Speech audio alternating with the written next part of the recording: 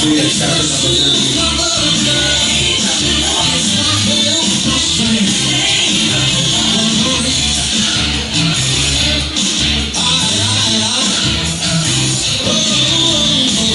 Father, we ask that you bless us and always go into your word. I pray that we take nothing away from it. And we ask nothing through it. Lord, we do those things that please you and you. I ask that you be upon me, God, as I live through this word. I want to tell you thank you for giving it, and for the time, and for its purpose. We ask that you speak through me, God, and have your way, and you come to me for us, and whether it is you or not, you belong to you alone, in Jesus' name. Amen. Isaiah chapter number 30. Isaiah chapter number 38. I usually start out with a prelude scripture, but I won't begin with one today. I don't know how long this may be a short message, but to God be the glory. Isaiah chapter number 38. Thought in mind. How many know that the earth is round? The old folk that was trying to discover the boundaries of the earth thought that it had an end. And how many know the Bible says that his thoughts are as far as our thoughts as the east is from the west? What it means, if you start out east, you'll always come back and you'll still be going east. Why? Because the earth is truly round. But we mistake something. How many know that everything has its center? If it's squared, it has a center. If it's triangle, rectangle, everything has a center. So I say center. With that in mind, you have to understand the earth has an axis. The earth does not stand up like this, as though circle. The earth is actually tilted on its axis like this. And when you have the sun in one place and the moon in the next, God, who is infinite in his wisdom, knows that if it is this way, parts of the earth would be far more warmer than other sides, because if it only turned this way, you would get equal times of heat and equal times of cold. But how many know that's not true? The only place where you have more cold is the Arctics. It's because the North Pole, when it is turned towards the sun, they get more sunlight. But if you ever allow the earth to spin and the seasons to change while it's spinning, if it ever starts to spin on this side, the top part of the earth is actually further away from the sun longer. So on some days, according to how it turns, when it's like this, in Alaska, you may get 2 or 3 hours of sunlight, and the rest of the days is dark.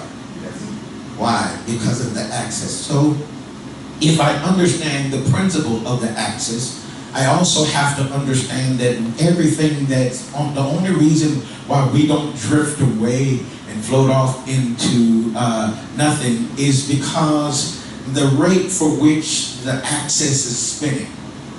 Can I tell you the word, I don't want to go there. The word yad means power or hand or authority. It also means axle tree. What is an axle tree? An axle tree is when they go to a tree and they cut off a huge branch and they trim off all the little pieces and they bring it back and they whittle it down and they make it into a beam.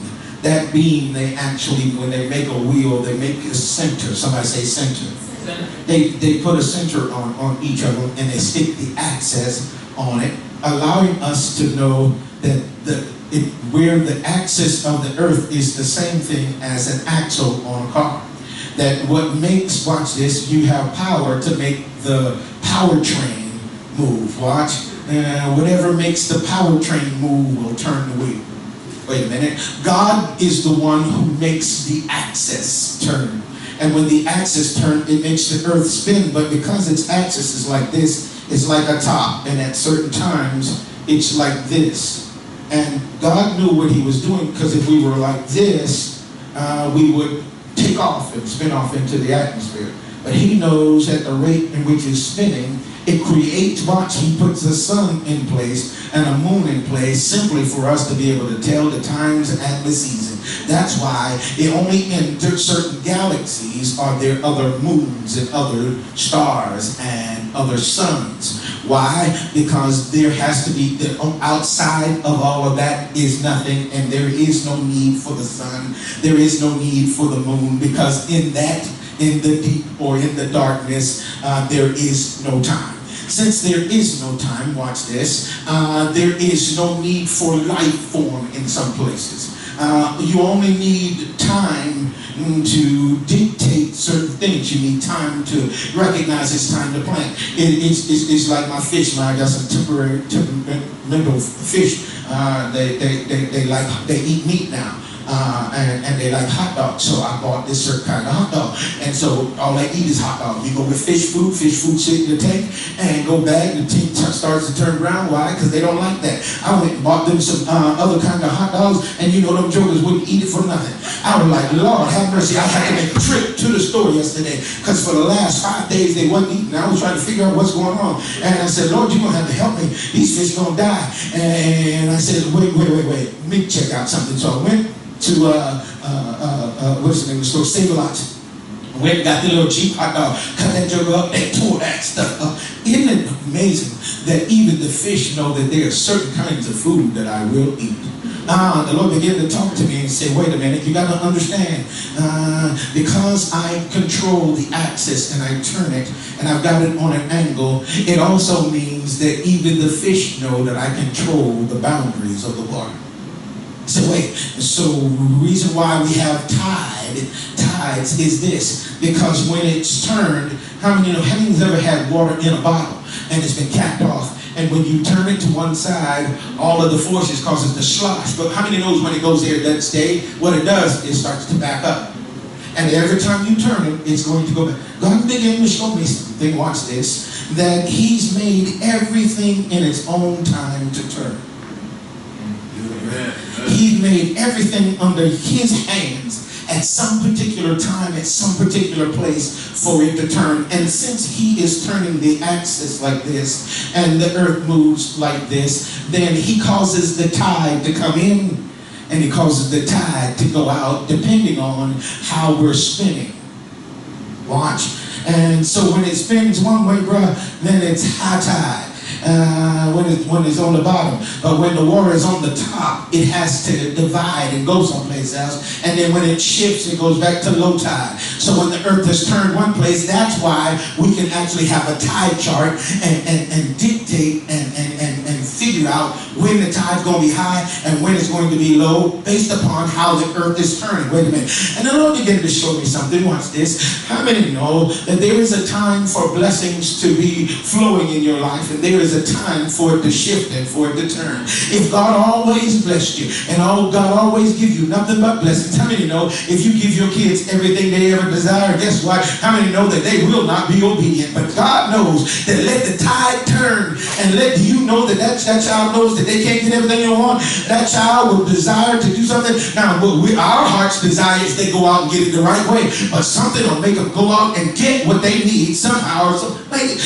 So since everything in its time turns, in those days was Hezekiah sick unto death, and Isaiah the prophet, the son of Amos, came unto him and said unto him, thus saith the Lord, set thine house in order, for you shall, he didn't say maybe, he said you're going to die and not live.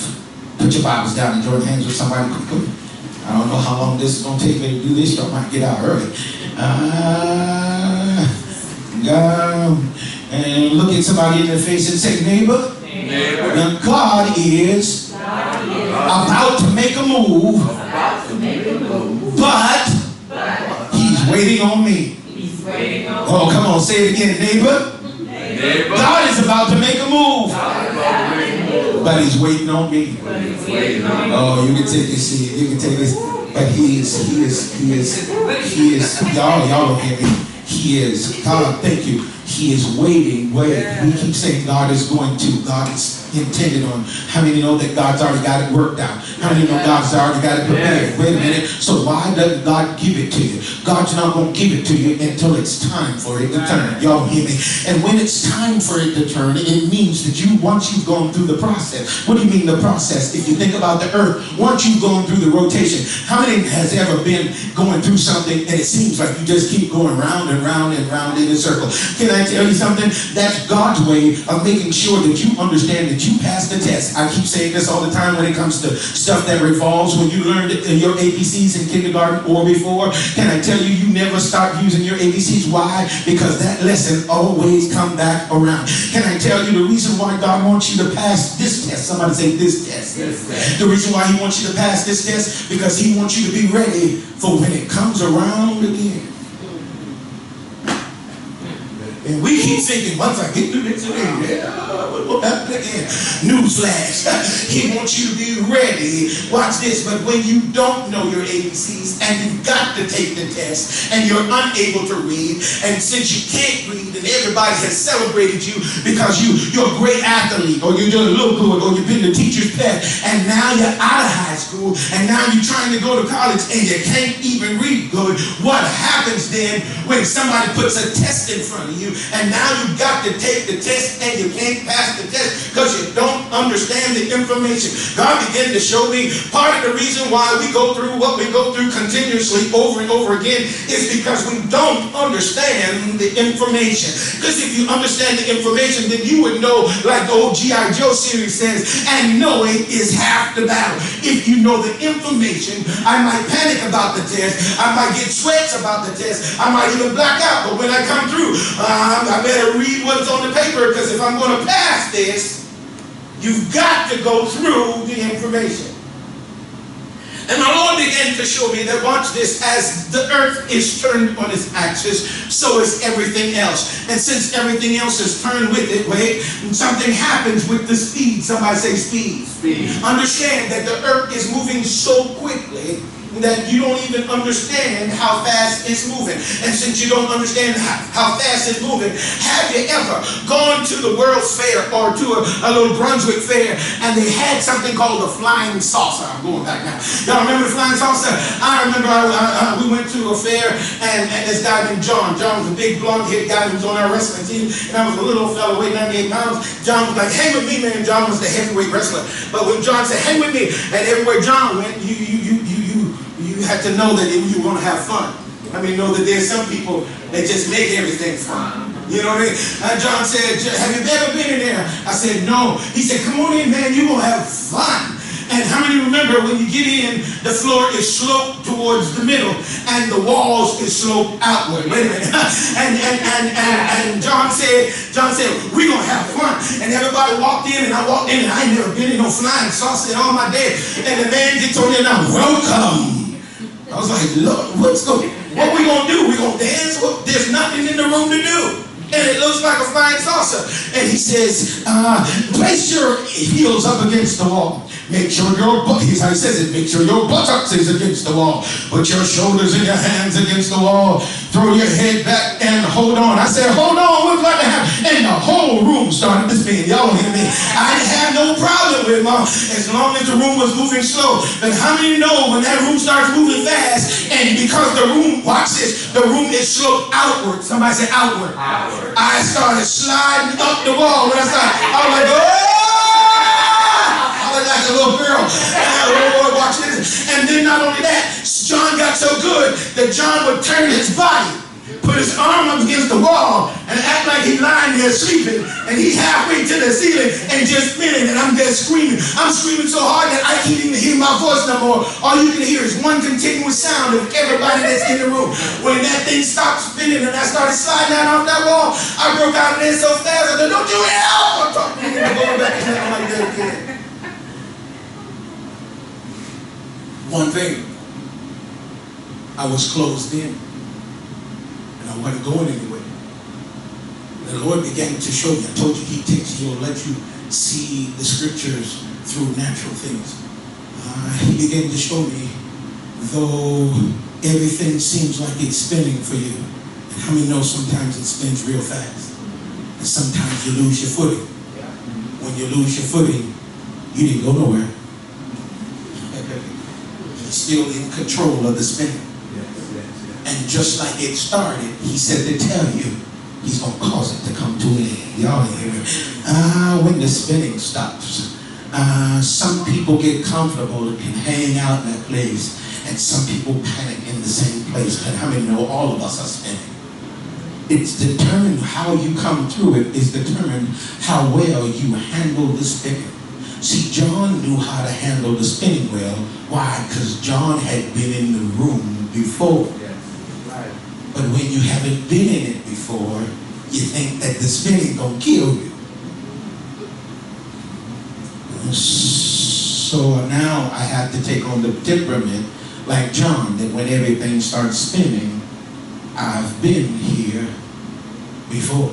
Somebody say before. Before. There's a problem. Hezekiah had never been here before.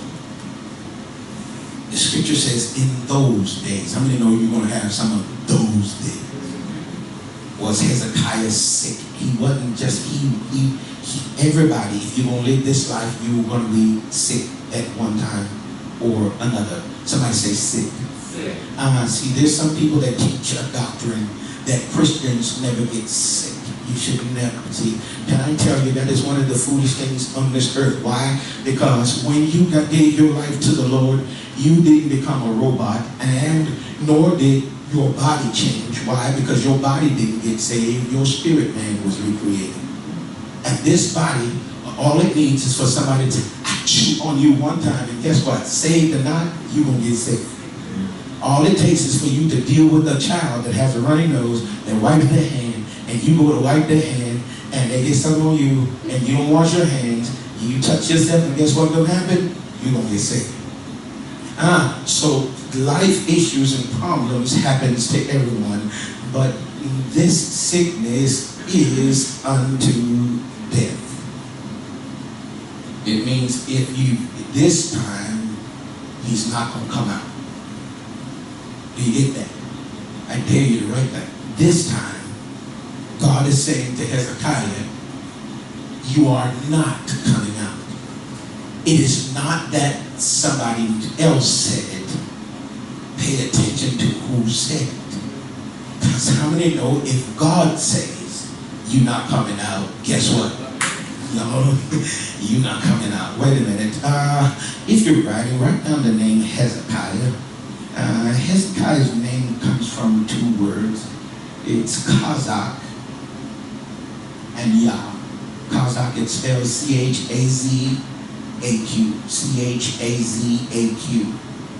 It means to fasten upon, God, I love this, to siege and be strong.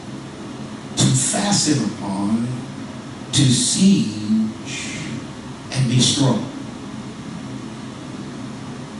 The second word is Yah, Y-A, capital Y-A-H-H, capital Y-A-H-H. It is the name of God where we get the word Jah. The name Jah means the Lord. Wait a minute. Chazak Yah means to fasten upon, to siege and be strong to the Lord. Hezekiah's name means to hold on and not let go. Lord have mercy, of course, I love this stuff. This is why I look up names, because it means something to the story that I'm going to give you. Watch. In those days was the one whose name meant to grab hold to God and to hold on in a strong way, because he was sick unto death. And Isaiah the prophet, the son of Amos, came unto him and said unto him, look, this is what the Lord told me to tell you. He said, watch this, set your house in order. Somebody say in order. In order. Watch this. If I go back and I look at, write down the word death. The word is muth, M-U-W-T-H, in the Hebrew, muth. This, it means to kill or to destroy. Hezekiah got that. How many know you just don't walk in and say, God gonna kill you? You walk in and you say, we need to talk. You come to prophesy? Yeah, great. I need a blessing because I've been sick and I've been holding on and believing that God is going to bring me out. But we need to talk. You're not going to come out of this one. God said to tell you that what you're going through now is going to kill you. Well, it's one thing to not know when your time is. It is another thing to know when your time is, and it is doubly another thing when God tells you when you're going to die. He says, so since this one's going to kill you, get your affairs. Call your mama. Call your dad. Call your kids in. You've been waiting for God to fix the fire. It's not going to happen. This one. Somebody say this one. This one. This one is going to take you out. It had purpose. What is the purpose? To bring you to an end. Wait. Since the purpose is to bring you to an end, listen what the Lord says. He says, set your house in order. If you're writing, write down the word order. The word is Savah. T-S-A-V-A-H. T-S-A-V-A-H. It means to appoint or charge or give a command. To set your house in order means to get your business right. Wait a minute. This is not, you know, I can't be dying. No, I'm going to get better because I've been here before. No, this is just a cold. This is just a bad flu. I've survived this before. But God is saying, this one. Somebody say this one. He said, you're not going to come out of this one.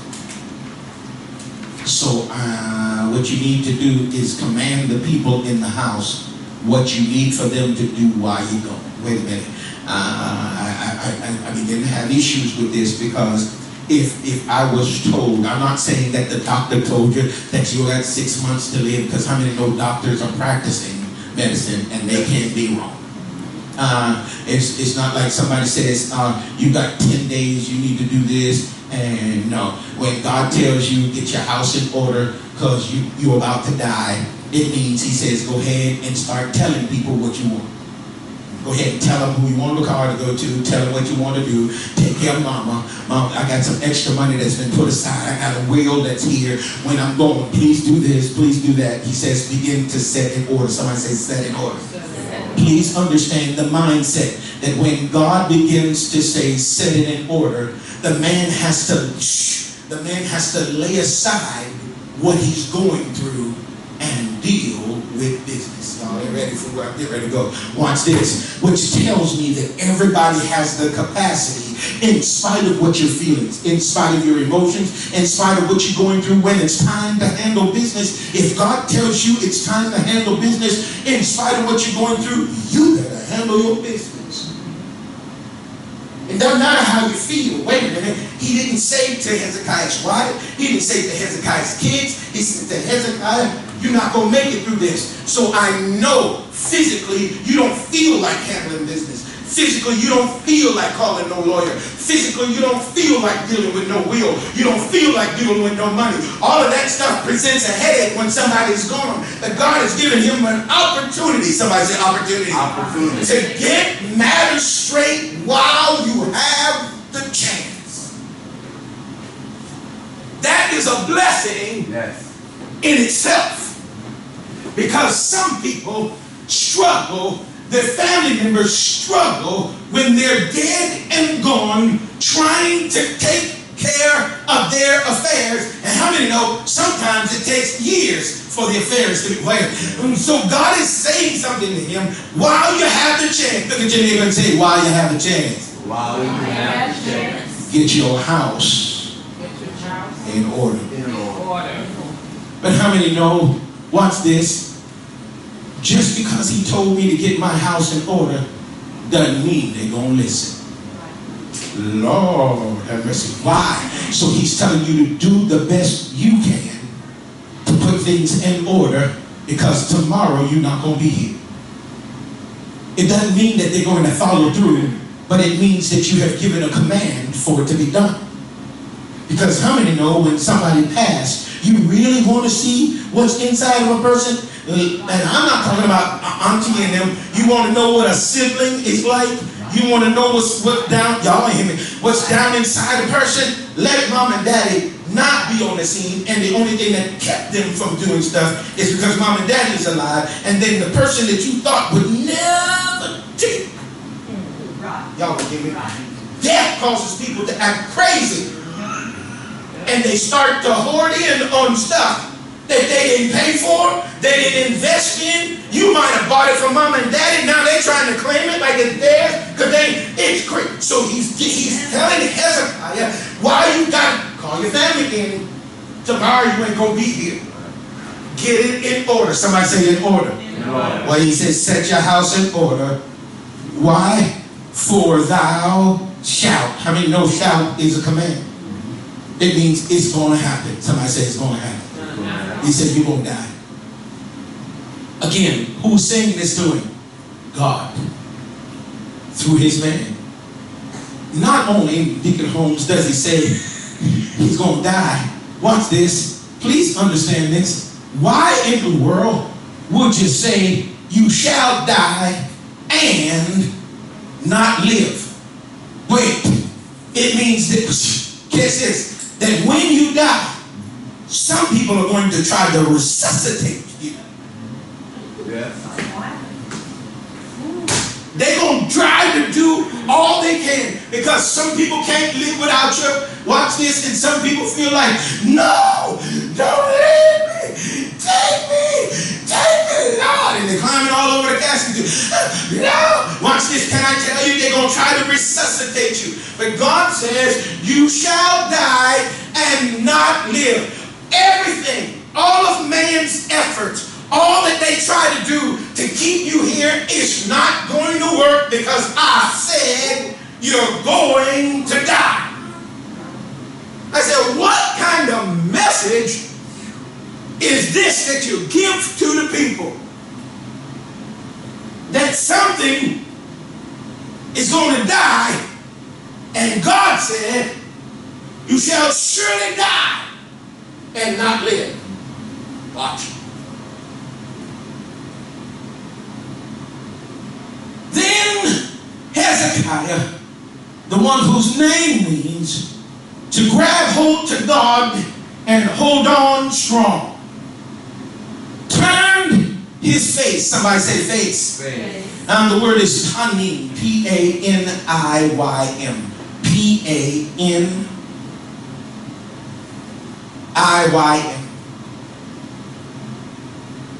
It means what is before your mouth. Ooh, this is good.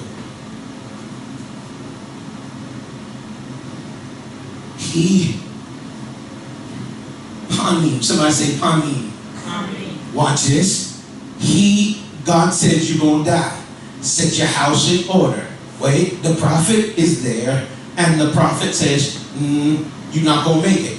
I hate to tell you, but I'm going to leave you right now, because I got other business I need to take care of. But call your family, because it's a done deal. Watch. And as the prophet is walking away, the prophet is gone. The prophet is wait. You got to understand. There's another scripture in I think it's Kings, that talks about the same incident. He's walking through the courtyard, and while he turns to the courtyard, please check this out. Hezekiah does something.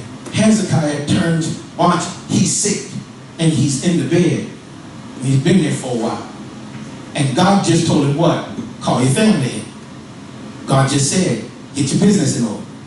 God just said, command them what you need them to do. But what does he do?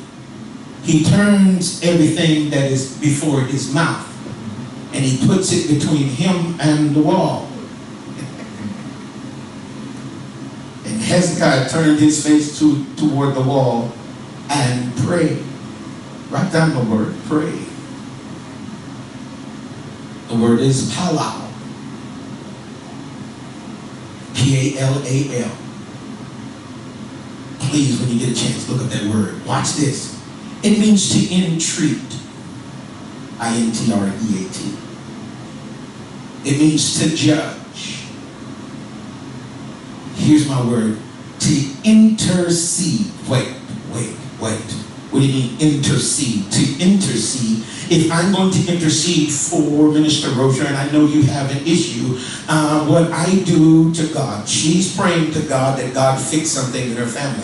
And if I'm going to intercede, when I go to link my prayer with her, because the Bible says, if any two or three can touch as agreed, asking anything in the name of the Lord, that it shall be done. He said, shall be done. But wait a minute. God just finished saying, you shall die. But now you're telling me that there is a scripture that says, if I can get somebody to agree with me, I can get God to turn. Wait. But he doesn't wait for anybody. Which tells me some people will hear this news and feel the need to call somebody up and tell them, guess what? It looks. I just want to tell you what. See, what's coming out of their mouth is they have accepted the death. Yeah. What's coming out of their mouth is you have accepted what the doctor has said. What's coming out of your mouth is what the devil has put in your head to say.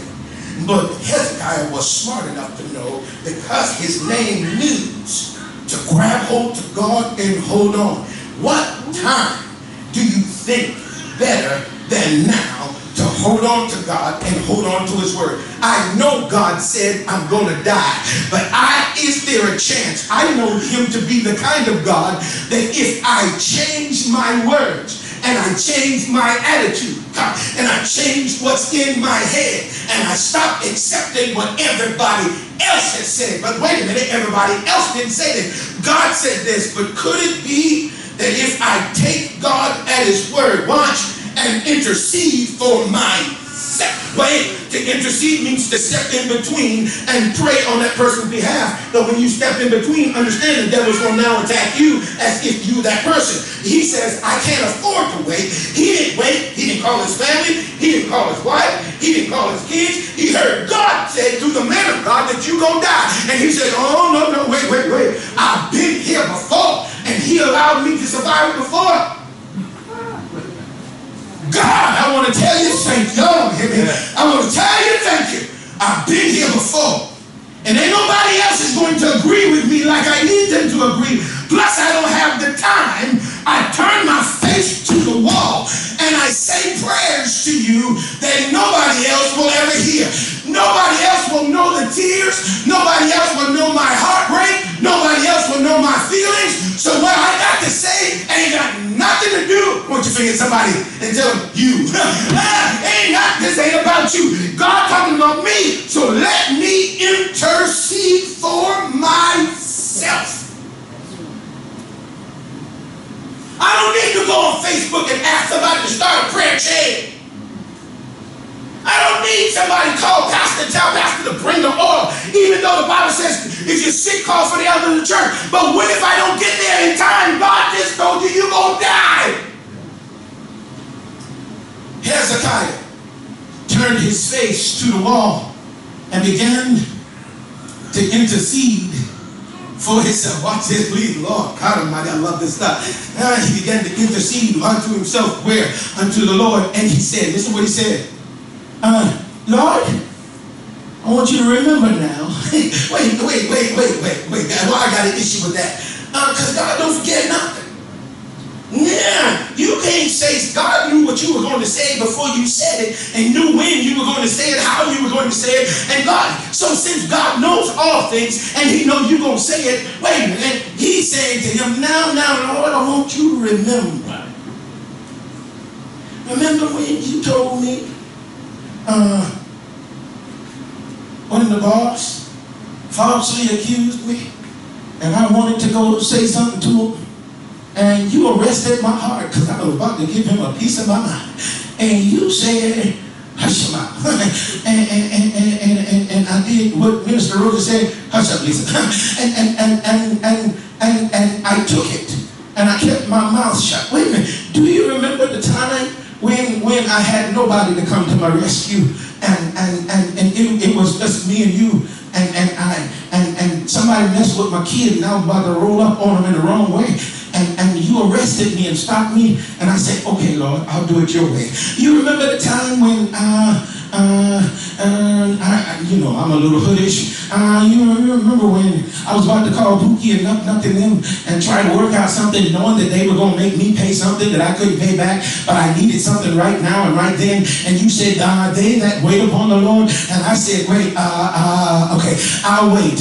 You remember those times? This is what he said. He said, remember now, oh Lord, I got to preach to myself. I beseech, I beg you, how I walk before you in truth.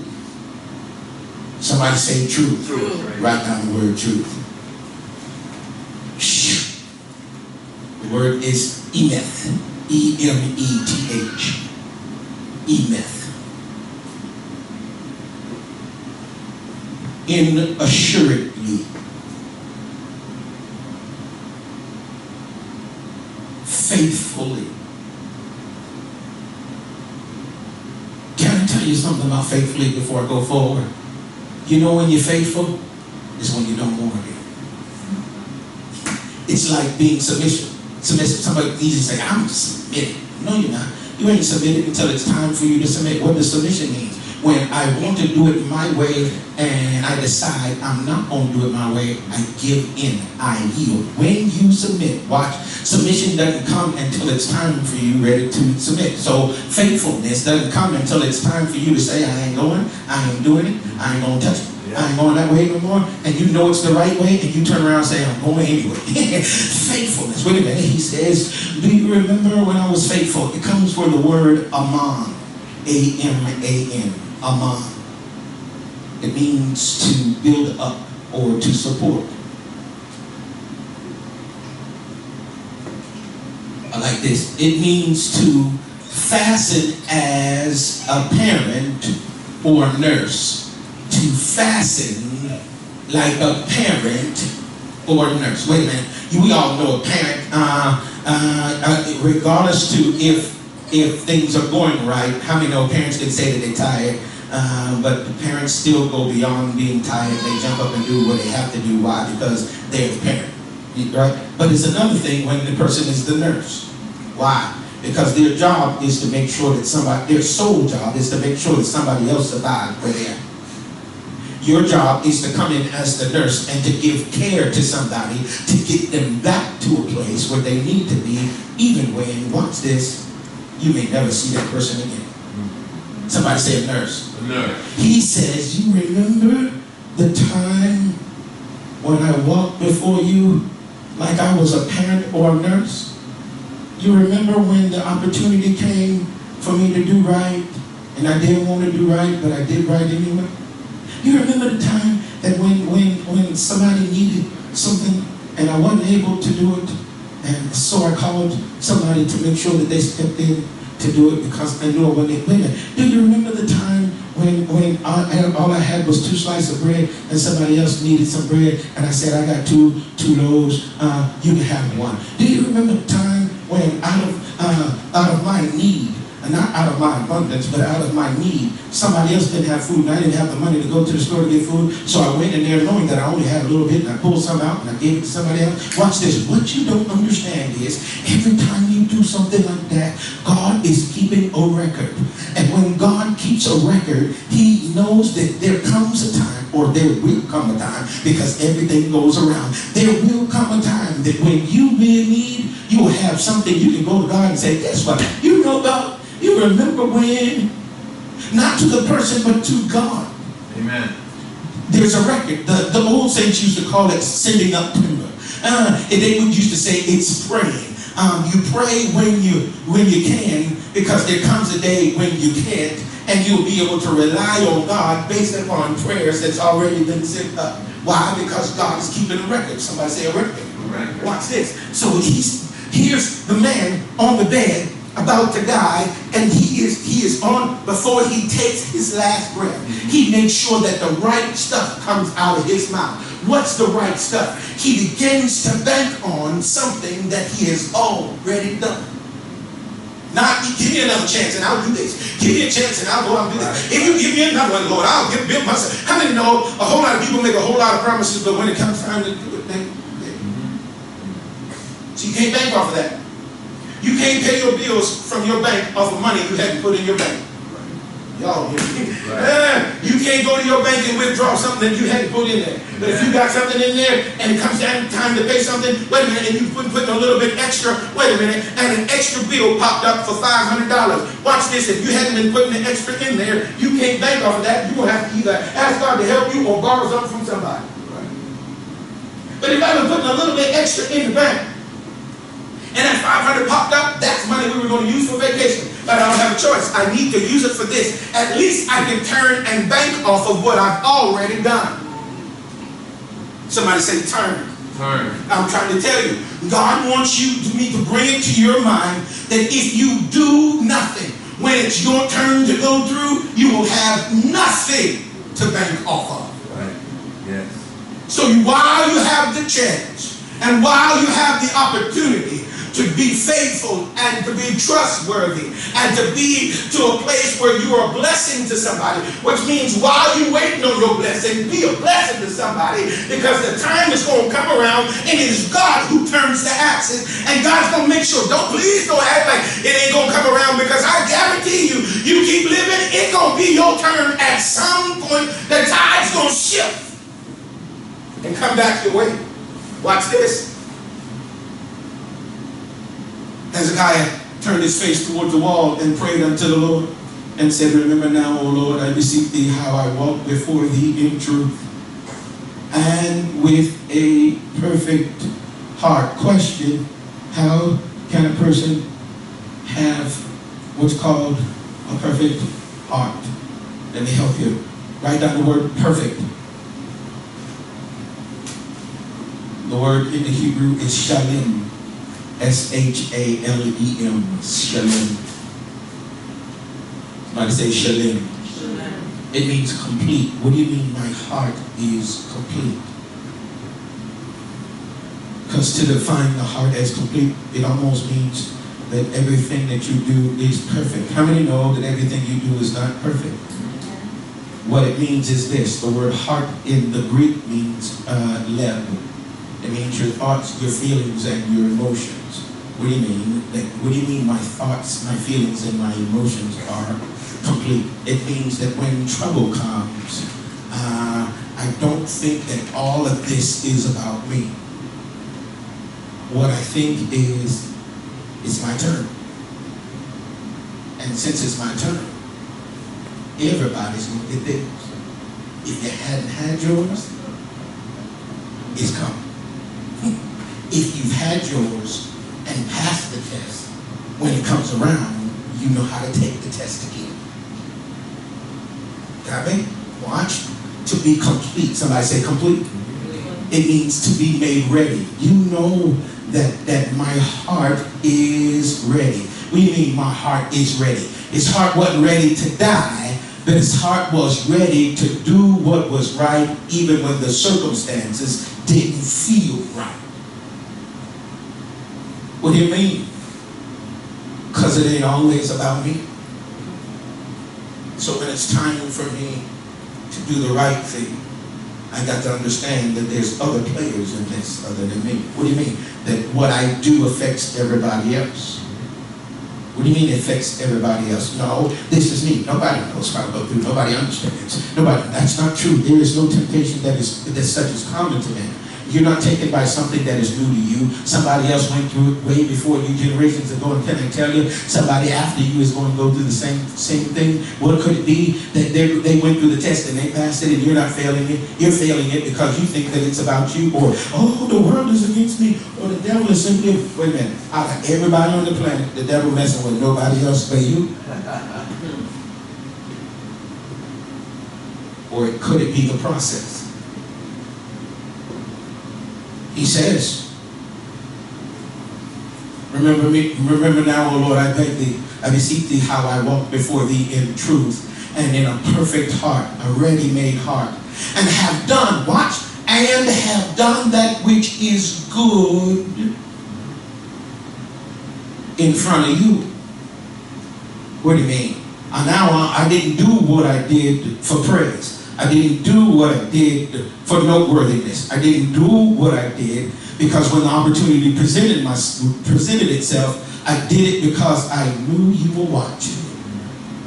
I did it because I know that there's coming a time when I'm going to go through it and I need you to see me doing right. Wait, not just see me thinking right, not just see me behaving right, but see me doing right. How many know that doing right cuts past what you feel? Yes. Because some people grade you to the end and you still got to do good. Watch. And Hezekiah wept sore. Wait. He was believing God that God was going to do something. You have to do something. I'm banking off of everything I've done. I may not have done everything correctly. I may have fallen a few times, which makes me righteous. I may have made some mistakes. And you know what? I may have made some mistakes. I have made some mistakes and repeated those mistakes over and over. But something in me kept telling me to try it again. Did somebody tell me try it again? Right. And God said that's you're righteous, not because you were perfect, not because you did it right, right because your heart was in the right place. Right because your mind was in the right place, but there was something in the test that you had learned and you kept falling, but something in you kept telling you, try it again. Somebody said, try it again. Right. Hezekiah tells me, it witnesses to the fact that, wait a minute, that he had been through something, and he's saying, God, I'm going to try it again. But beyond all of my faults, Christ Jesus, watch this, hadn't died yet for sin. So sin was being covered. So since sin was being covered and not washed away, his sin, like David says, is ever before me. Always before me, what's wrong? Everybody always got to tell me what's wrong. Everybody's got to remind me how imperfect I am. Isn't it amazing how people can tell you how imperfect you are and God knows that your heart is perfect? Yes. Isn't it amazing how some people can tell you and always bring up your mistakes to kill you in your head? Why? That is a trick of the enemy. That while in your head, your intent is to do what is right. And you try to do what is right while other people are trying or being used of the devil to tell you that you can't do anything right.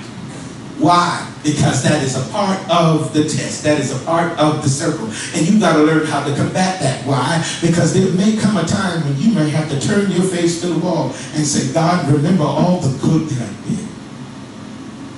Remember when I was riding down the road and anybody walked past that man and all I had was $5. And that was my lunch. And I said, you know what, God, I'm going to take that $5 and give it to that man.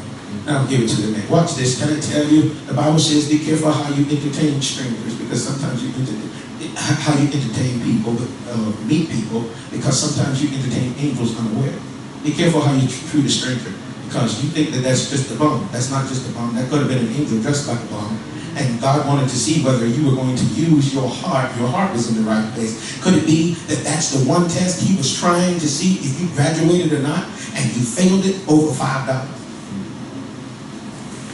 Am I telling you to give to everybody? No, what I'm telling you to do is trust God, believe God. And when you feel that overwhelming power to do that, don't override that. God said give it, that's what you need to do. You need to give it. If it's not an angel, that $5 may save somebody's life and cause them to live another day.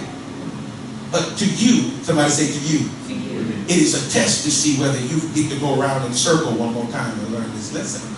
Or do you get to get off of this bad way?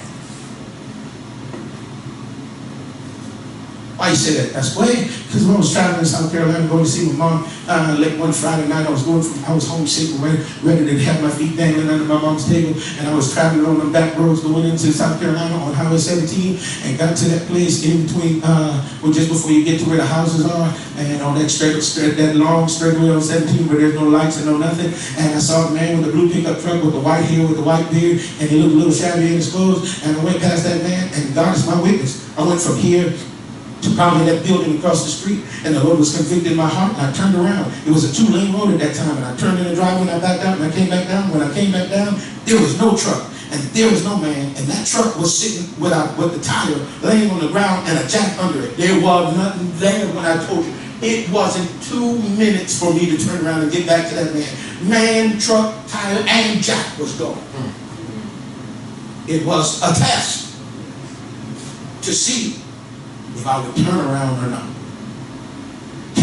Little side journey. Sometimes God allows us to experience some things to keep us from going too far down the road, because he doesn't want you to go too far down the road, because he knows an accident is about to happen and an angel is conveying upon you and messing with you, and then you keep trying to press and keep on pushing. Because why? The thing that the Lord was trying to keep you from, you might go right on head on into. I've been in that situation too on I-95. Going towards an accident. Got a call. You need to do this. And I said, okay, I'll put it off, but I'm going to do this first. I got to know, you need to do this. And I said, okay, let me pull over. When I pulled over, and then when I took care of that, I got back on the road. When I got on the road, I know that I would have been right there where the tractor trailer hit that man and killed him. Well, we keep overriding the Holy Spirit. But watch it.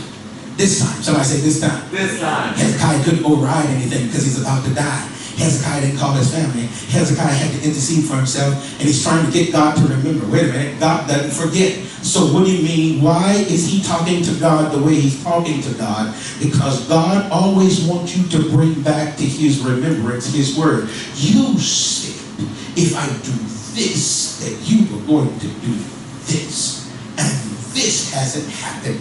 Y'all ain't ready for me. And this hasn't happened yet. And since it hasn't happened yet, I can't die. You sent the prophet to tell me that you were going to bless me and that I was going to come up out of this. If I die before this, then either you lied to me or the prophet didn't tell me your word correctly. So there's something has to happen. So sometimes you have to go back and you have to turn your face to the wall. When you turn your face to the wall, please stop turning your face to the wall and complaining.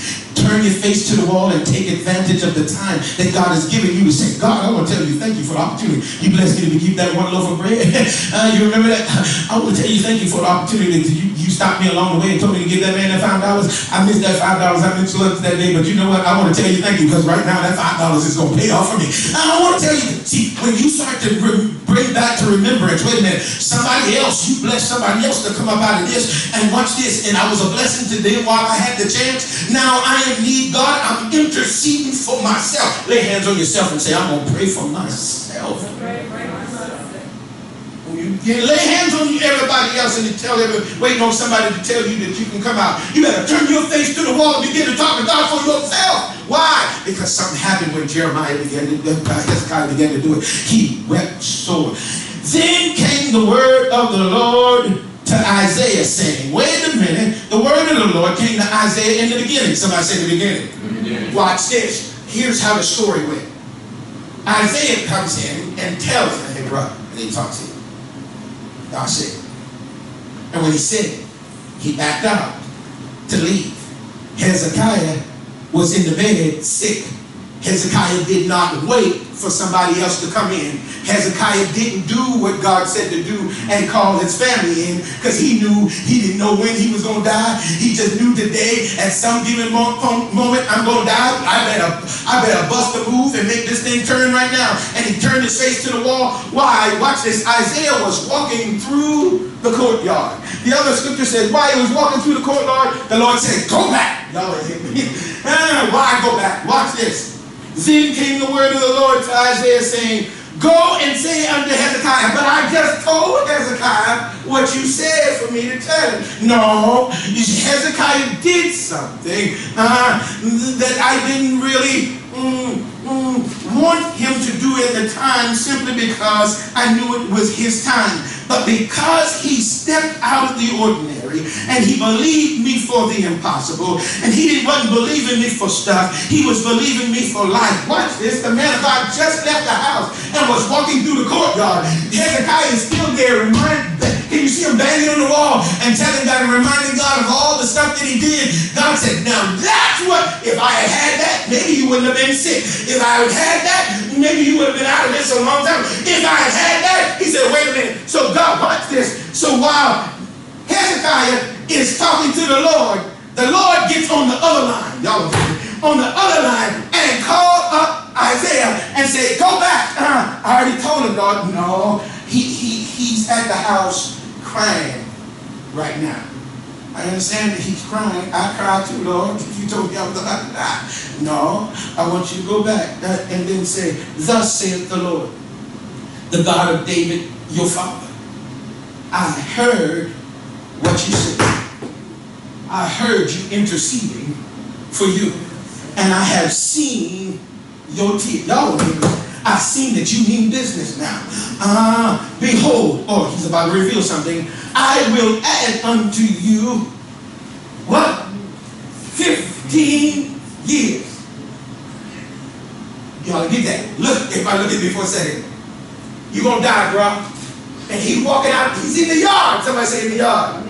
He's crying. All God wanted to do when was to turn. Did God know that he was going to turn? Yes. But he didn't know he was going to turn because he didn't know he was going to get that kind of news. Watch this. Could it be that while you're waiting for God to do something, all God is waiting on you to change your mind? And if you change your mind, the answer came quickly. The prophet wasn't out in the yard yet. He was in the courtyard walking through. And God said, go and tell him I'm going to give him 15 years. Can't you see the prophet saying, wait a minute. How you just told me to go tell him, hey, he's going to die, and then when I walk outside, you're going to tell me you're going to give him 15 years. Why? Because the response from the door to the yard changed.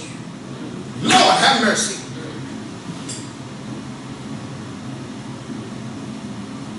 Listen what God said. I will add unto thee thy days 15 years. Somebody said 15 years. 15 years. God just told him he's going to die. He just said your time ran out. Well, watch this. How many's ever baked a cake other than Sister Linda? I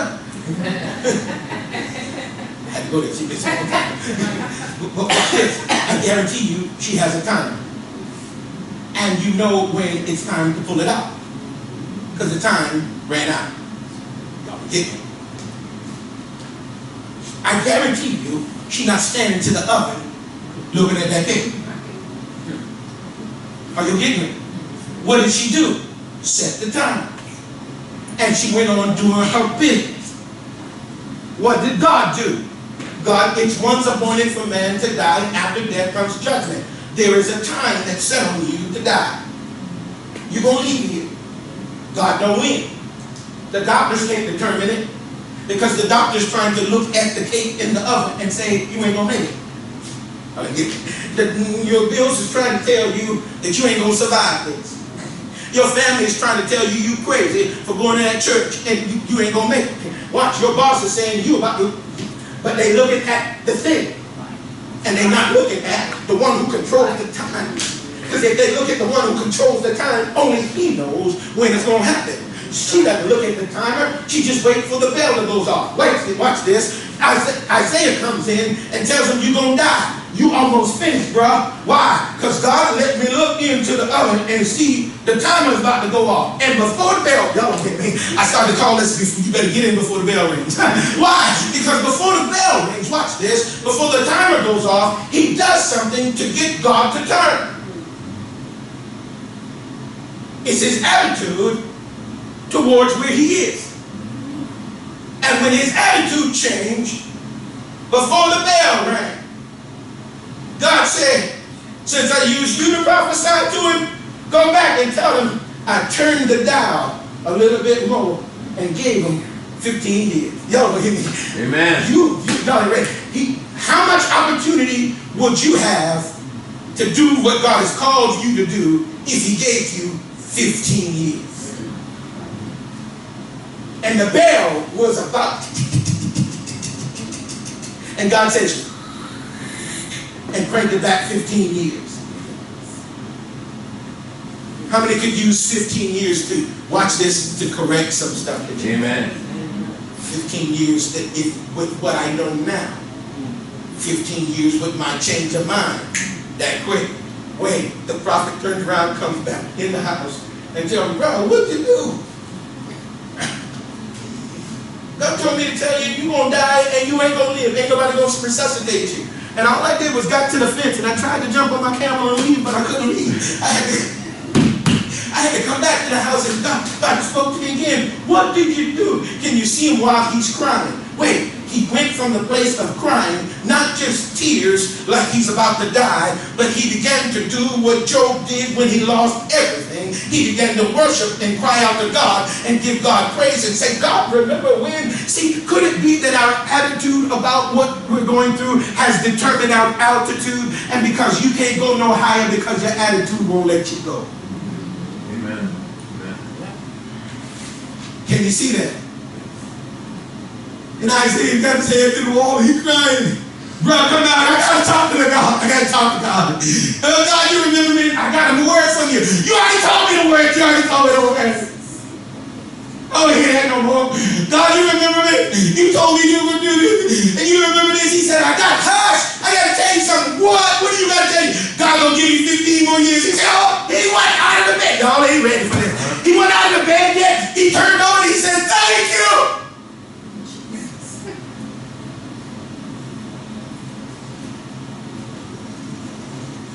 Catch this. He was already saying thank you when he was told that he was going to die. He was telling God thank you before the word came. He was telling God thank you before he was given 15 years. He was worshiping, praising God, and reminding God before. Somebody say before. Wait, some of us waiting for God to bring us out for us to give God the praise. No, could it be that this one, somebody say this one, you're going to have to give God praise and worship before. Then when the word comes to you that somebody left you $15 million, you already worshiping God now, and nothing has to change. Are you seeing this? Watch this. Then came the word of the Lord to Isaiah saying, go, say unto Hezekiah, thus saith the Lord, the God of David, thy father, I have heard thy prayer. I have seen your tears. Behold, I will add unto thy days 15 years. Watch this. You would think that is the end. Somebody said that it's not over yet. And I will deliver. Somebody say deliver. What do we learn the word deliver means? To snatch. Wait. And I will, not only are you going to live 15 years, I'm going to deliver you. Snatch you, what do you mean? You ain't going to be sick no more. I'm pulling you out because you turned to the wall and you said the right thing. Watch. He said, in your sickness you worship me. So when I answered you, I'm going to remove what was about to take you out. Y'all ain't ready for this. I'm going to remove from you that thing that you've been going around and around in circles about.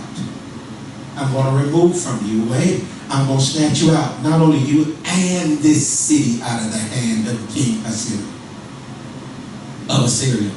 And I will defend the city. Wait, you ain't ready for this. I'm going to go back to that. And this shall be a sign. Somebody say a sign.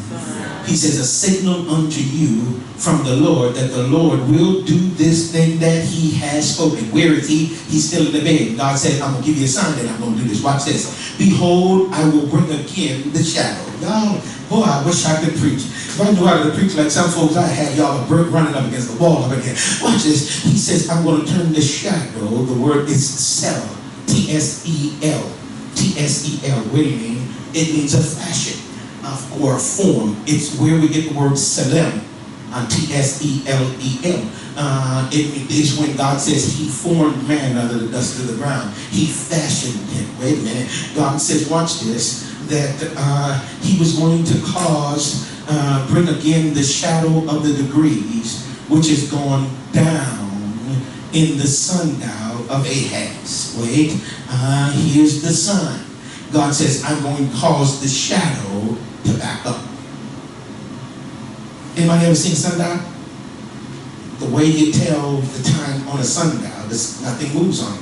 There's a peak in the middle, and when the sun hits it, it casts a shadow. So in the morning, the shadow's on this side, and in the evening, the shadow's on that side. And the way that they tell time is by a sundial. Wait a minute, Ahaz had a sundial. And God says, if you pay attention, watch this, to when the earth turns. The earth is supposed to turn a certain way to change the time. Because when the earth turns, that lets you know you're moving from 1 o'clock to 2 o'clock to 3 o'clock. But God said, watch this, I'm not only going to give you back 15 years, but I'm going to cause the earth to shift for you and for the city and make the shadow, y'all, and go back 10 degrees. Amen. You get it? He says, all the stuff that you lost while you were going through, I'm going to give it back to you. All the stuff that you were struggling. How many wasted a lot of money when you were a teenager? How many wasted a lot of money when you were coming up? Frivolously, you just threw it away.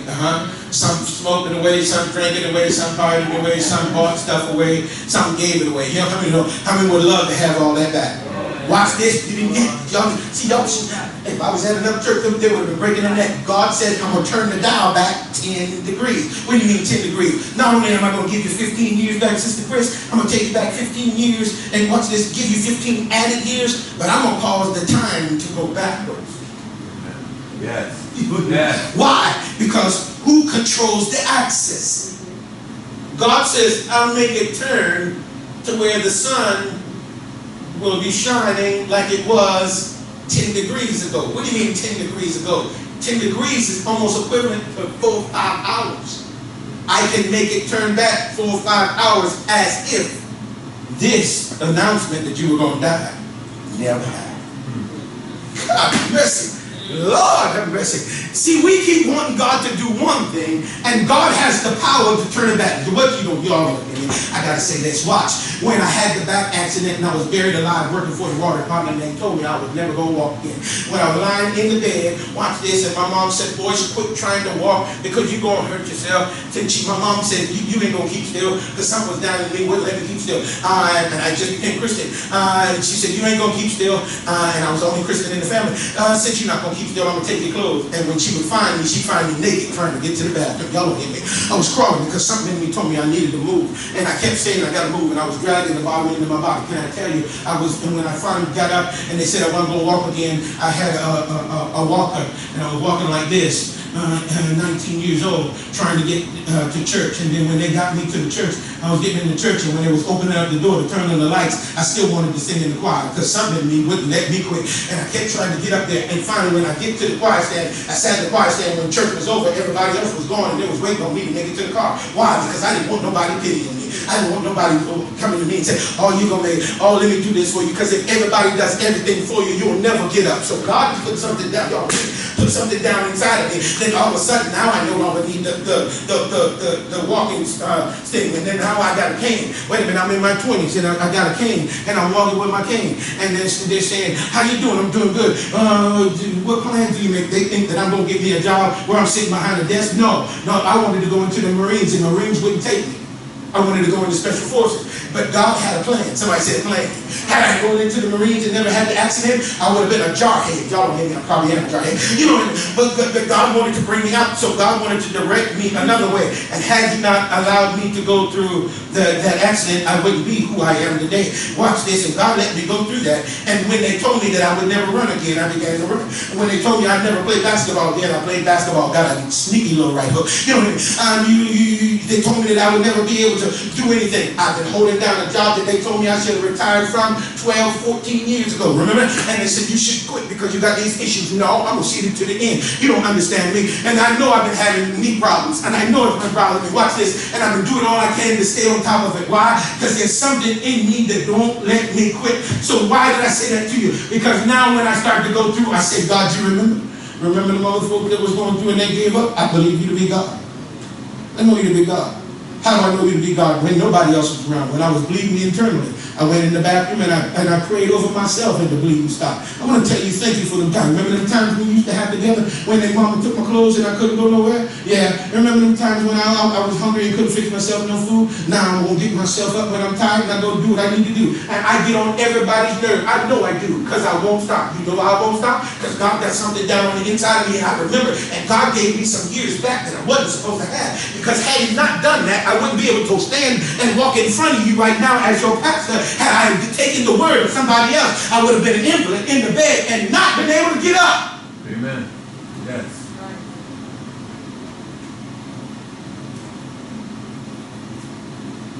I will bring again the shadow of the degree which is going down. Somebody say going down. Time passed.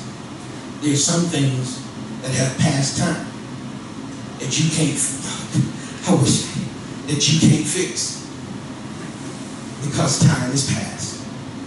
But God said, I'm going to give you that time back because of what came out of your life.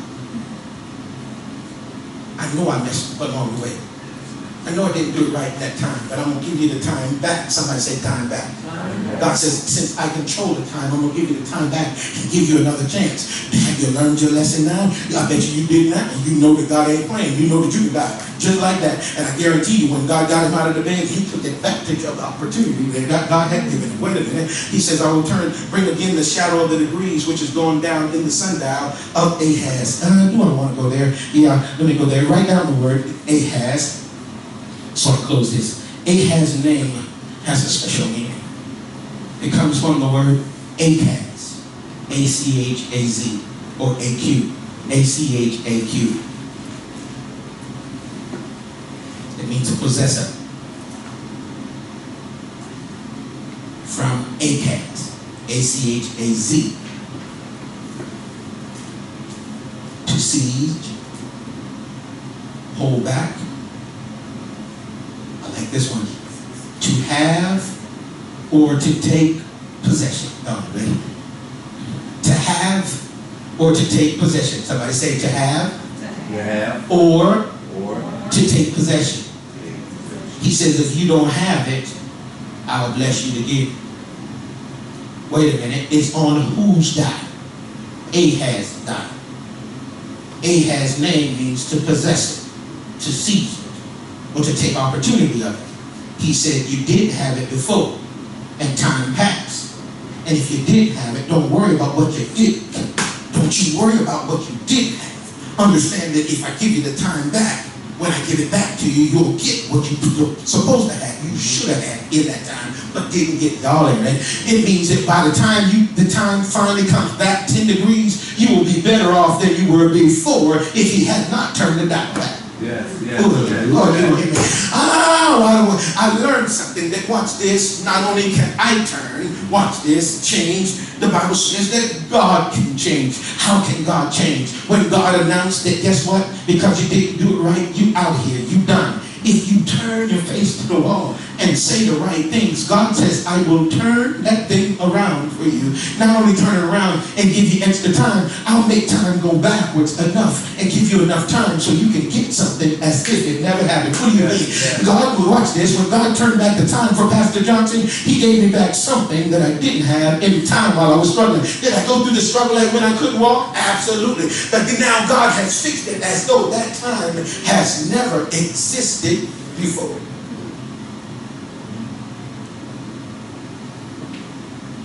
Now I'm about to have knee surgery. They about to pat you on the butt, send me right back to work. I tell them, thank you. Had 8 surgeries, this is number 9. 9 surgeries. They keep putting me back together and I keep going. Why? Because if God don't give me the day, I'm going to take advantage of the day. Somebody said I can't have it, even if God told me I couldn't have it. I remember, God. You remember? Remember when I was without? Remember when I had that extra change and somebody needed some help? I didn't pay attention to what I had. I gave it to them. God, you remember when I didn't have nothing to give? Wait. God blessed me to get me a little Toro Moro. And I don't say this stuff to brag. I'm trying to use this as an example to tell y'all I practice what I say. Watch this. My little Toro Moro. My name will tell you. My little Toro Moro. If I'm out there riding my yard, if I got time and I see your grass need to be cut, I drive right across the river. Why? Because I remember when I didn't have a lawnmower. And then the one I did have, I bought for $25 from the pawn shop. I had to push that. You don't hear me. And the man was mowing yesterday, and he was mowing the side that the city was supposed to cut, and the city would never cut it. And so I saw him down there struggling, trying to cut it because it was adjacent to his property. And I could have said to myself, you know what, that man crazy. He out there mowing something that the city's supposed to come out there and mow. I ain't gonna mess with it. The man was trying to make his property look good. But I had my little headphones on, and I had a little bit of time, and the girl was tired. And I said, God, I remember when you did this, and you gave me that word. I said, I don't know what you're talking about now. I rode down there, and then talked to him. I walked up to him, had my headphones on, had my camouflage hat on. I looked at him, and I said, he said,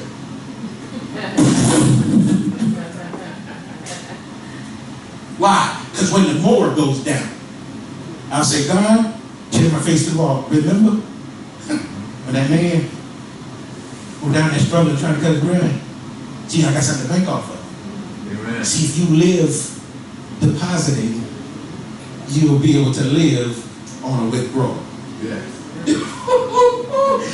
But if you live always spending, you ain't got nothing to withdraw from. And the time will come around. Which would you rather have? Behold, I will bring again the shadows of the debris which is going down in the sundial of Ahaz. Watch this. 10 degrees backwards. Somebody say backwards. Backwards. So the sun, watch this. Watch. I'm trying to show you something. He says, so the sun returned 10 degrees, by which degrees it was going down. Somebody say the sun. The sun. Can I tell you the Bible didn't lie when he said the sun went backwards? Why? Because when we see it, we see the sun go this way and it's moving in the course of the day. He's talking about from man's standpoint. How do I know from man's standpoint? Because the sun doesn't move. We move.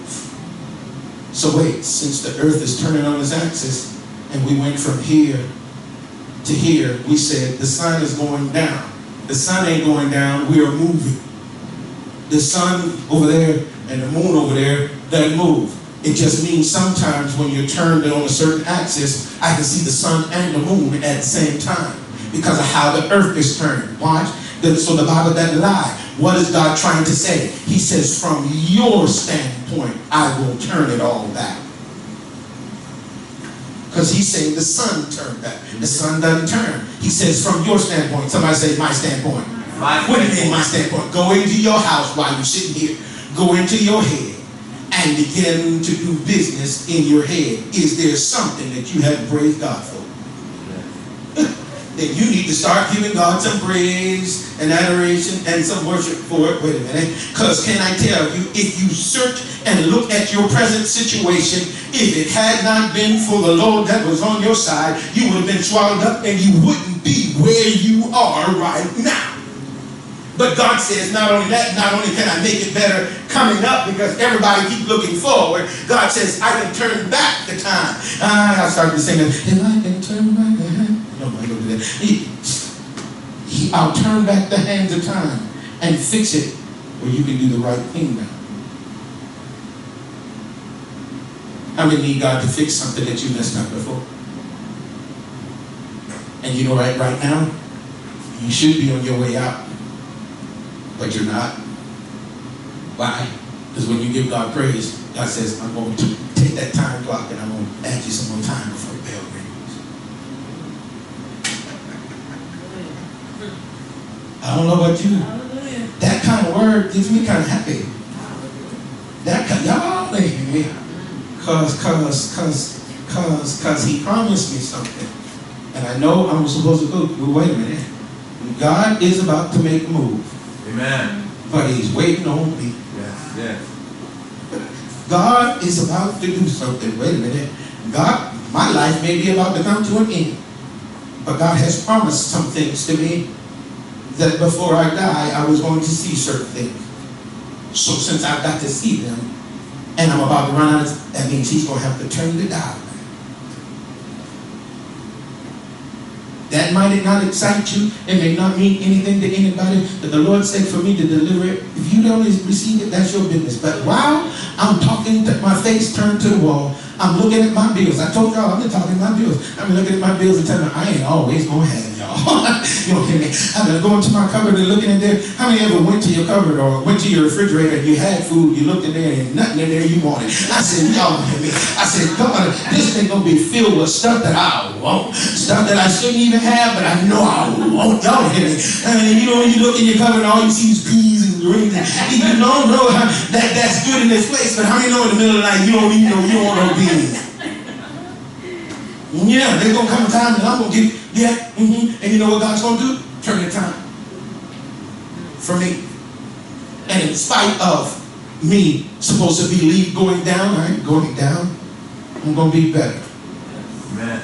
Because I got something to bank off of. Do you have something that you can bank off? If you don't, I wanted to ask you, no, I want to command you, no, I want to prod you, and I want to challenge you to start making deposits today. What do you mean today? You need to go in your house and say, okay, got a lot of stuff. Some stuff that I really don't need. I'll be a blessing to somebody who needs it. Right? I got a whole lot of money. They have about $10. I'll buy somebody a car. Go to Walmart, buy $4 car. Start something. I'm gonna give them a card just to say, thinking about you. Like, wait, what I'm gonna do? See, when blessings become intentional, you start to have something to bank off of. You have something to turn to God and say, remember, I know I'm about to go out, but do you remember? See, I remember some DJ, and we used to say, stop the car, why? And before the car even stopped good, he jumping out, going, and he going to pray for somebody. What you mean? And he trying to give something to somebody. And I walked, when he told me, hey, Pops, I need you to come to rescue. Why? Sarah and I bought a house. Okay? I want you to bless the house. Okay? When I walked in, I was like, God, you a little better than Pops. And I realized he had something to bank with. Could it be you're living under your privilege because you're banking? Everything's going out, not nothing coming in instead. And I'm not talking about the physical bank. I'm talking about the bank of God we trust. God's about to make a move. And he's waiting on you. You know what he said? God is about to make the move. He said he's going to do it. God is about to make the move. But he's waiting on you.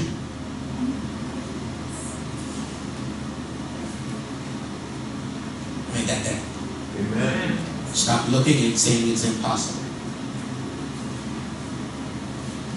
For 8 years of my DOT career, my first 8 years, I walked around with a back brace on that looked like a girl. It had metal plates going out. Somebody said, ooh, I couldn't live like that. I was like, I'm upright, and I'm walking, and I got me a state job. I think we're doing pretty good. And then all of a sudden, I didn't need the brace. I didn't need the walker. I didn't need the crutches. I didn't need the cane. I didn't need the brace. And then I got out there, and I'll never forget when, say this and we'll close. You remember when we had the church basketball team? Oh, we had the church basketball team. Brother Johnson would play basketball for the church. Remember that? And they would call me in because I know how to handle the ball. I'm perfect on that because I pay attention to detail. And so I'm able to do passes and all kinds of stuff, make other folk look good. Love it when I throw an alley, you can just walk away and know somebody knows something. Watch this.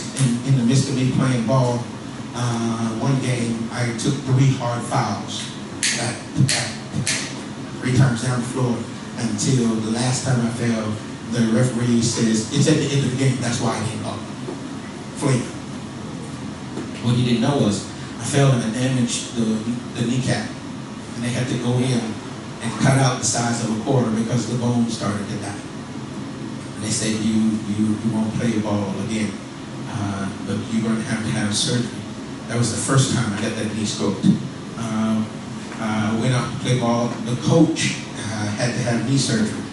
And he said, Robert, since you can't play right now, I'm going to let you coach the team. I'm like, coach the team? I'm never coaching the team. I'm not coaching the team. He said, yeah, you need to coach the team. Just run it like you know how to do it. It'll be all right. We weren't going to win the championship anyway because we weren't going how to win no games.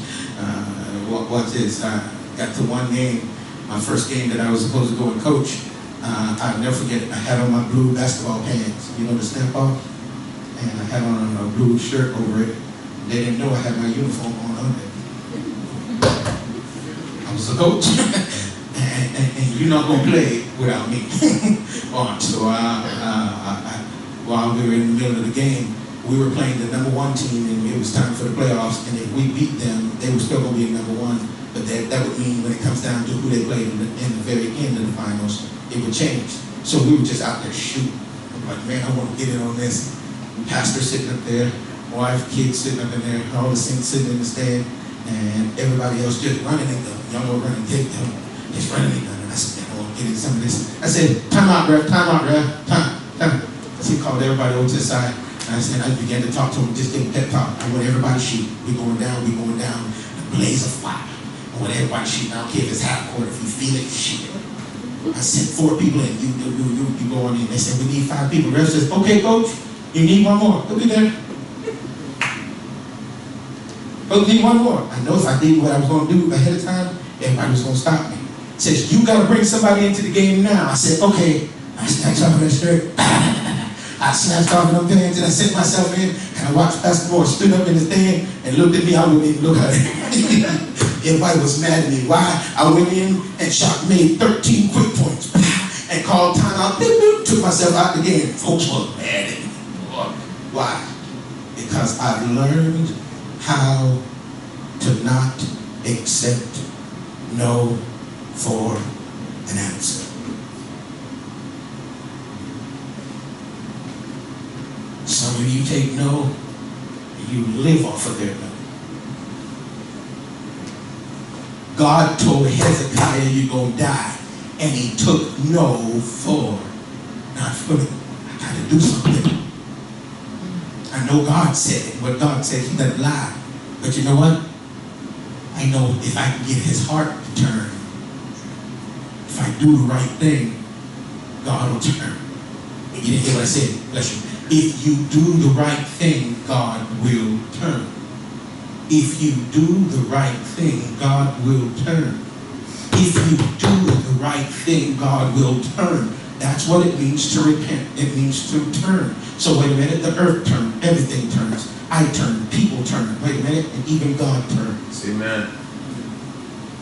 He told him, you're going to die and you ain't going to live. And God changed his mind. Why? Because he did the right thing. How many got that today? Stand to your feet. Could it be God is waiting on a certain response from you? Could it be that the holdup is you? How many know God has his hands on you? With your head bowed, every eye closed. It's not comfortable. It doesn't feel good. We need to just take songs. It's not by chance that you just hear this message. I feel good right now. This is not just a message that you just get to come and hear something real good, you can go home and everything's going to be all right. No, I'm going to say this to you. Let me turn this down for a second. I want you to hear me. No, this is not a message that you just get to hear. This is a message that the Lord put on my heart. I wrestle with it. Why did I wrestle with it? Wrestle trying to understand it all. But I understand better now. That if I give him the right response, God will turn. I'm not talking about manipulating God. That's why God saw his tears. It came from his heart. I'm willing to do it your way. I'm willing to do it your way. If you're willing to do it God's way, God will turn. It's on a dime for you. Every head bowed, every eye closed. Turn it. How many want God to really turn it for you?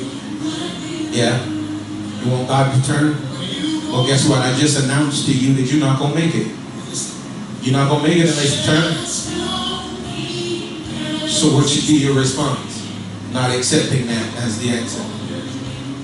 And I'm going to turn my face to the wall. Lean in your face. whatever comes out of my mouth. And I'm going to intercede for myself, which means I want you to lay hands on yourself. Lay hands on yourself right where you stand. If it's you and you know it's you, touch yourself somewhere on your head, your heart, whatever. Lay hands on yourself and give yourself permission and begin to bank off of things of your past. You know, God, I may not have done everything right, but you know, God, there have been times that I did a few things. And I'm asking you right now, in the name of your Son, Jesus Christ, God, as I lay hands on myself, I'm asking you right now to turn it on my behalf. May not have been the best that I could be, but I know with a little bit more time, I can change that. I'm asking you right now to bring us out of this circumstance that we're in right now. Out of this situation that we've been going through round and round in circles about. I'm asking you right now, God, to fix it. In earnest, God, we come to you, understanding that you are God and you don't lie. But we also know that you have a heart towards man. And we're asking you to fix us now. Fix our hearts to be perfect. Fix us to be faithful. Fix us to be able to be trustworthy. Fix us, God, so we can come up, stand up, and have something to bank off of. We change our way of doing things. We change it. If you can change it for Hezekiah, who grabbed a hold of you and wouldn't let go. God, we refuse to let go. I thank you right now. I'm not letting go. And I refuse to accept defeat as the answer. I refuse to live the way that I've always been living as the answer. The devil is a liar, no? And God, I just want to tell you thank you right now for being God that gives me a chance that I can talk to you about it. I don't have to go to nobody else. I can come to you for myself. I don't need the priest to be able to come to you. I'm talking to you for myself. Give me another chance. From what I know now, I'll do it differently. I'll do it better. I'm asking you right now, fix me for this. Turn the dial back. Turn the dial back. If you give me 10 degrees, God, I promise you I'll do it better. You give me 10 degrees, God, I'll walk it out differently. I guarantee you it'll be a different outcome. I won't be here sick in my mind, sick in my heart, troubled, living in chaos, going around in circles. I declare unto you, you shall live and not die. Declare the works of the Lord. I'll tell other people about your goodness. I want to tell you thank you even in my personal life for the legs that you've given me to be able to walk again. Thank you that you didn't let me die in that, God. Thank you, God. I thank you right now that you didn't let me be overwhelmed to the place where I wanted to take my life again. I want to tell you thank you for sustaining me and for keeping me. Thank you, God, for all that you've done. I'm praising you off of what you've already done. I remember when we didn't have.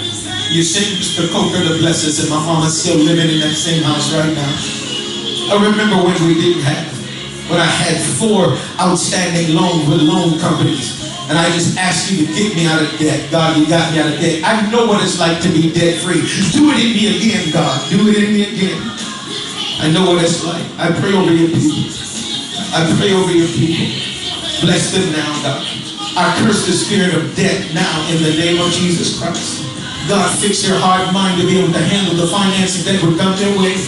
That if we turn our hearts back to you, you'll supply all of our needs.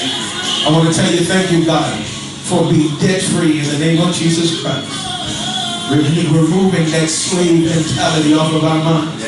We can live good. We can live better, but we want you first. We want you first. We thank you right now. I glorify your name. I tell you thank you for the process. This time when we go around, this time will be different. This time you'll be honored. This time you'll be praised. This time I'll do it differently. This time I'll say it differently. I thank you. I thank you.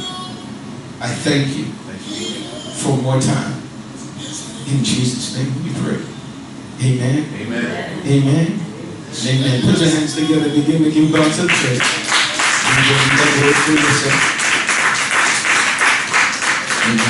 Give the mic over to, you may take a seat for a moment. Give the mic over to Minister Rozier that she would come and bless the offering and prepare the folks to be able to give and give our response. Amen. Amen. Everybody clap your hands in the building. Come on.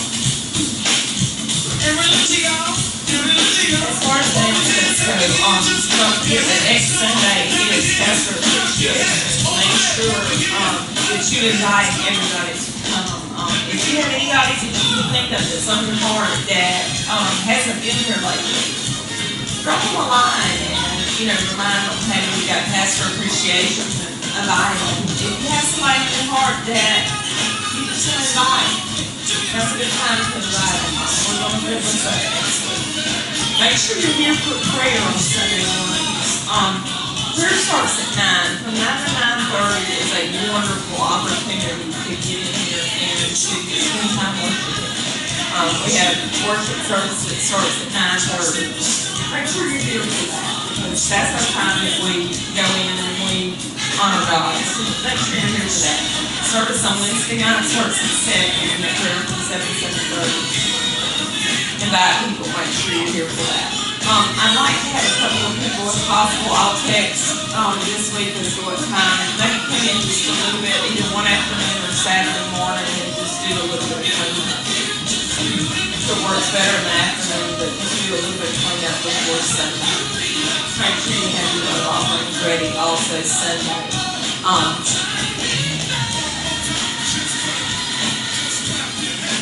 Any other announcements at the moment? You will get your offerings ready for the Lord. Please get your offerings ready. Make sure you stand. Bless offerings.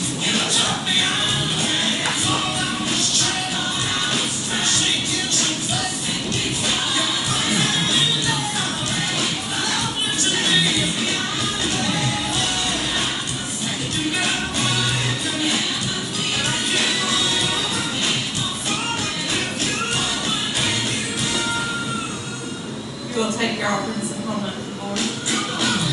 Lord, we come before you this morning, and we thank you for this message this morning. Lord, we hold our offerings up to you, our tithes and our offerings. And Lord, we just thank you for each person that has the ability to give, Lord. We bless this offering.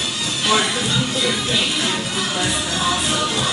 Lord, I pray blessings over each person that is here today. I pray that you will bless them as they go home and bring them back to the appointed time, Lord. Lord, we love you, we thank you, and we give you all honor and glory. It's in your name we pray. Amen. Now make sure you come back next week. You can bring your offerings to you from home.